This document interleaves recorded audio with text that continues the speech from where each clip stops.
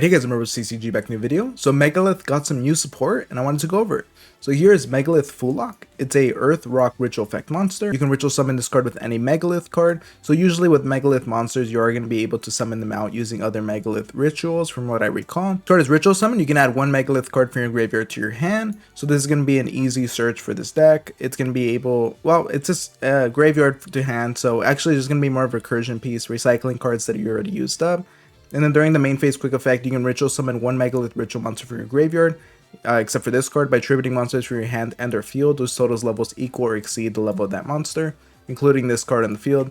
So this is the same as the other Megalith monsters. So the only thing of note here is the first effect here, just being able to search out a Megalith card. So nothing too crazy. Honestly, the fact that it's only recycling as well means that it doesn't seem like it's a overpowered version of any of the Megalith monsters. Here it looks like we're gonna have a new Megalith boss monster. So this is Megalith Norda Fura. So this is a Earth Rock ritual effect monster, level 12, 3700 attack. You can ritual summon this card with any Megalith card, of course. You can reveal this card in your hand. Your opponent cannot activate cards or effects in response to the activation of your Megalith ritual monster's effects for the rest of this turn. So that is powerful.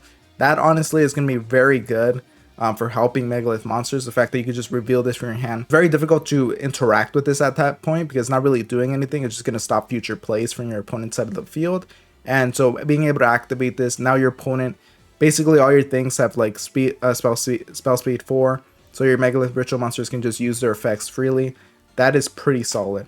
And when your opponent activates a card or effect, quick effect, you can negate the activation, and if you do destroy that card, then if that effect targeted a card on the field, you can tribute one monster your opponent controls. So this is also very powerful. The fact that you're able to negate something easily, and it doesn't have to be on the board, but if they happen to target something on the board, then you can tribute one of your opponent's monsters. That is awesome. This is a good boss monster. It is level 12, so you're going to have to use up a lot of resources to get this out, but it'll definitely be worth it because this thing actually gives Megalith some interaction. Besides that, the first effect here, the fact that you can just use this for freely, and you can use your other Megalith monsters to search this card out. From there, you can just play it, activate its effect, and then just play your Megalith cards pretty freely.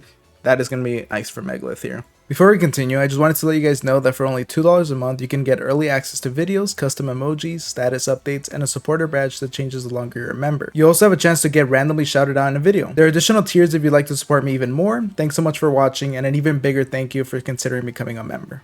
Then we have Megalith Anastasis. So this is a continuous spell card. You can discard one card, add one level 4 or lower, and one level 8 or higher Megalith monster from your deck to your hand.